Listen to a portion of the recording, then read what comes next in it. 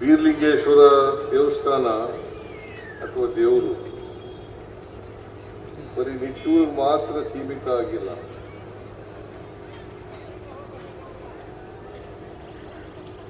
ನಾವು ಒಂದು ಮಾತನ್ನ ಹೇಳ್ತೇವೆ, ದೇವನೊಬ್ಬ ನಾಮ ಹಲವು ಅಂತ ಹೇಳ್ತೀವಿ. ದೇವನೊಬ್ಬ ನಾಮ ಹಲವು, ಒಂದೇ ದೇವರಿರೋದು. ಆ ದೇವರಲ್ಲಿ ನಾನು ಕೂಡ ನಂಬಿಕೆಯನ್ನ ಇಟ್ಕೊಂಡಿದ್ದೇನೆ.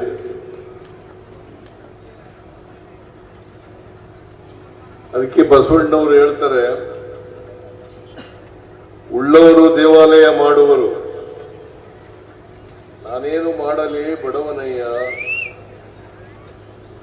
ನನ್ನ ಕಾಲೇ ಕಂಬ, ದೇಹವೇ ದೇಗುಲ, ಶಿರವೇ ವನ್ನ ಕಳಸವಯ್ಯ, ಕೂಡಲ ಸಂಗಮ ದೇವ ಅಂತ ಬಸವಣ್ಣವರು ಹೇಳ್ತಾರೆ.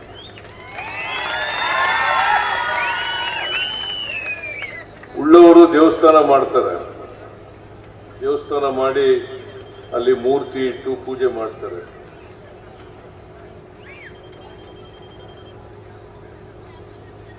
ನಾನು ಬಡವನಾಗಿರ್ತಕ್ಕಂಥವನು ದೇವಸ್ಥಾನ ಮಾಡಕ್ಕಾಗಲ್ಲ.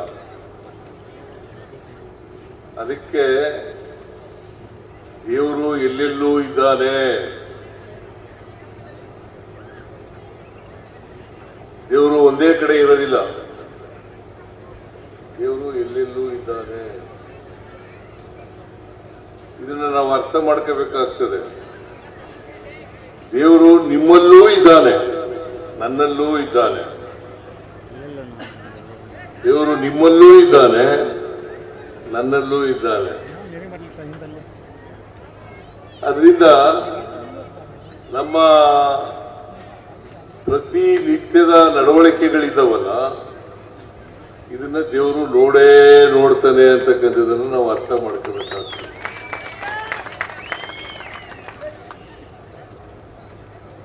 ದೇವರು ನಮ್ಮಲ್ಲಿರುವಾಗ ನಾನು ಯೋಚನೆ ಮಾಡ್ತೀನಿ, ಏನ್ ಕೆಲಸ ಮಾಡ್ತೀನಿ, ಯಾರಿಗೆ ದ್ವೇಷ ಮಾಡ್ತೀನಿ, ಯಾರಿಗೆ ವಿರುದ್ಧ ಮಾಡ್ತೀನಿ, ಯಾರಿಗೆ ವೈರ ಮಾಡ್ತೀನಿ, ಇದನ್ನೆಲ್ಲ ನೋಡಲ್ವಾ ದೇವರು? ನೋಡ್ತಾನಲ್ವಾ? ಅದರಿಂದ ನಾವು ಶುದ್ಧವಾದಂತ ನಡವಳಿಕೆಯನ್ನ ಮಾಡ್ಬೇಕಲ್ಲ, ಶುದ್ಧವಾದಂತ ನಡವಳಿಕೆಯಿಂದ ನಡ್ಕೋಬೇಕಾಗ್ತದೆ. ಅದಕ್ಕೆ ದೇವರು ಯಾವಾಗ ಒಲಿತಾನಪ್ಪ ಅಂತಂದ್ರೆ, ಶುದ್ಧವಾದಂತ ಭಕ್ತಿಯಿಂದ, ಮಾನವೀಯತೆಯಿಂದ ದೇವರನ್ನ ಪೂಜಿಸಿದಾಗ ಮಾತ್ರ ದೇವರು ನಮಗೆ ಒಲಿತಾನೆ ಅಂತಕ್ಕಂಥದನ್ನ ತಿಳ್ಕೋಬೇಕಾಗ್ತದೆ. ಯಾವಾಗಲೂ ದೇವರಲ್ಲಿ ಪ್ರಾರ್ಥನೆಯನ್ನ ಮಾಡುವಾಗ ಬರೀ